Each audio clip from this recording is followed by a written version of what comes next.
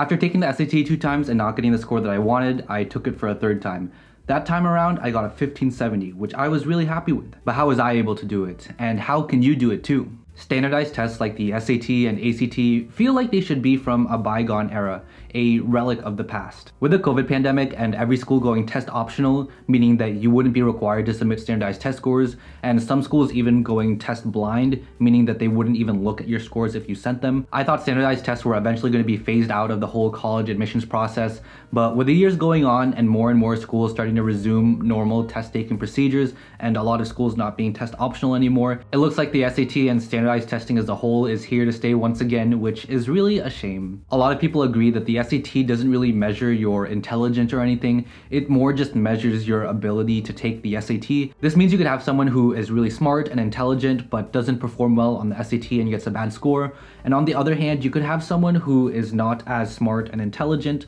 by some other metric but somehow performs really well on the SAT, and this is because the SAT is really more just about pattern recognition than your actual ability to think and apply skills to real-world applications. Your SAT score or your ACT score or whatever standardized test score you end up getting is really just an arbitrary number at the end of the day. And in terms of your college applications, standardized testing does matter somewhat, but it can't be the only thing that you focus on, because if you're someone who has a 1600 on the SAT, a perfect score, but you don't have any extracurricular activities and you have really bad essays, you might not get accepted to the school you want to go to. But on the other hand, if you have like a 1300 but you have really great extracurricular activities and really stellar essays, then you might be able to get into that school over that 1600. And in the first place, your SAT score isn't really something that gives you a boost to your application, especially when you're applying to a lot of these really top prestigious schools. Your SAT score is really kind of like a prerequisite that you have to meet. This is because essentially everyone who's going to be applying to these top schools is going to have really good SAT or ACT scores,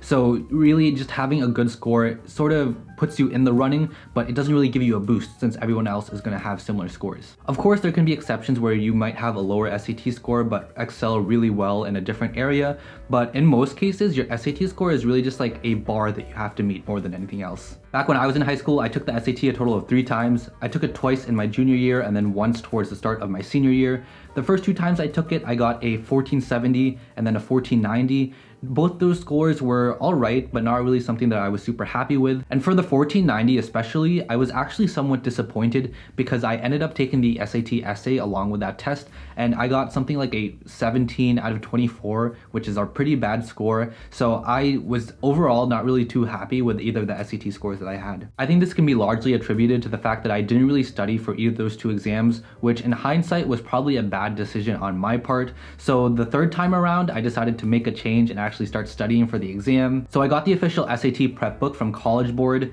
I don't have the physical book with me anymore, so I'll just put like a picture here of the book. I know there's some other good companies that also make their own SAT prep books like the Princeton Review or Barron's, but I figured since College Board is the one that's making the SAT, like the actual SAT, they probably know what they're doing in their prep book, so I decided to go ahead and get their book. So if you're also planning on taking the SAT, I would recommend that you get the official College Board SAT book, so you can check out the link below to get that book for yourself. I found the College Board book really helpful because it explained all the different topics that actually come up on each section of the actual SAT exam. So the reading section, the writing section, and both the math with the calculator and math without the calculator. It went through all those entire sections and talked about all the different topics that are going to come up in each of those sections so that I could best prepare for when the actual thing comes around. Their book also has a lot of practice tests towards the end. I think it has like 8 or 10 practice tests that you can take, which I highly recommend doing because in my experience, you learn a lot more by actually doing the practice than just studying the topics abstractly. And so I would recommend that for your studying, you actually start with taking one of the practice tests at the very beginning of your studying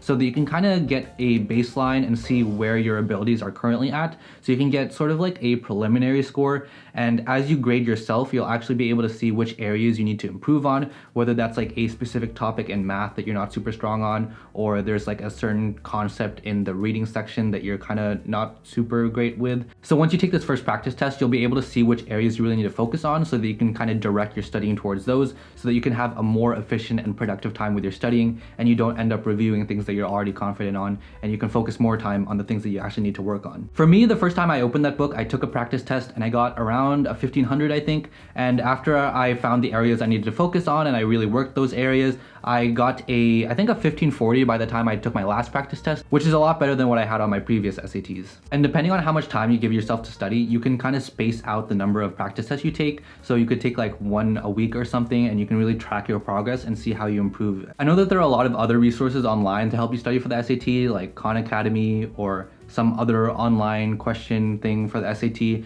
but I find that using the book helps to simulate a more realistic testing environment because you're going to be taking the SAT on paper. So being in that sort of environment by taking the practice test in the book and studying from the book, I think really helped my overall learning because I was practicing for what I would actually be doing. Because at least in my case, my studying was really more about getting my head in the testing mindset and sort of getting more familiar with the kinds of questions that come up on the SAT and how those questions are presented, more so than actually learning the different topics for the first time, because chances are you will have already covered those various topics in your math and English classes. So studying for the SAT is more just about getting your head into the SAT zone, because the topics that come up on that exam are probably things you would have already learned. So you just have to get familiar with how they're presented on the actual exam more than anything else. So in that sense, I highly recommend getting one of those SAT prep books to study off of. I got my book around a month before the actual exam, but honestly, I didn't really even open the book until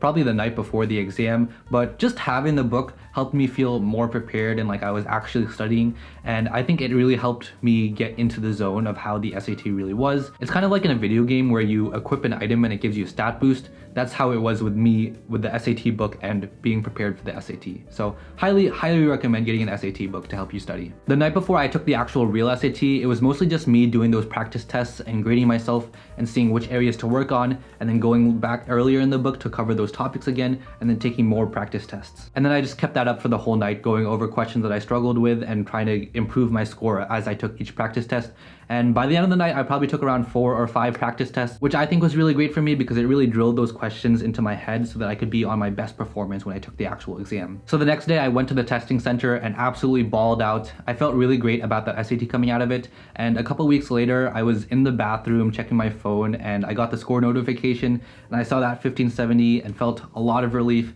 because that meant I had a good score and I could be done with SAT testing forever. If you're currently preparing for the SAT or will be in the near future, and there is a specific school that you are really interested in going to, you shouldn't really stress too much about getting a certain score, because the SAT isn't really an absolute metric or anything, and there isn't a certain score you need to be guaranteed admission to a school, because every school has a range of SAT scores for the accepted students, and for the most part, as long as you're above like around the 25th percentile or above, you should be all set, and you don't really need to stress too much more, because at the end of the day, there isn't a whole lot of difference between like a 1520 and a 1530. So as long as you are within the accepted students range, you should be all set for the schools you're interested in. And I know it can also be helpful to see someone working through these different questions to see sort of their thought process and how they come to the answers that they come to, because seeing someone work through those actual questions might be more helpful than the little answer descriptions that you get on your practice tests.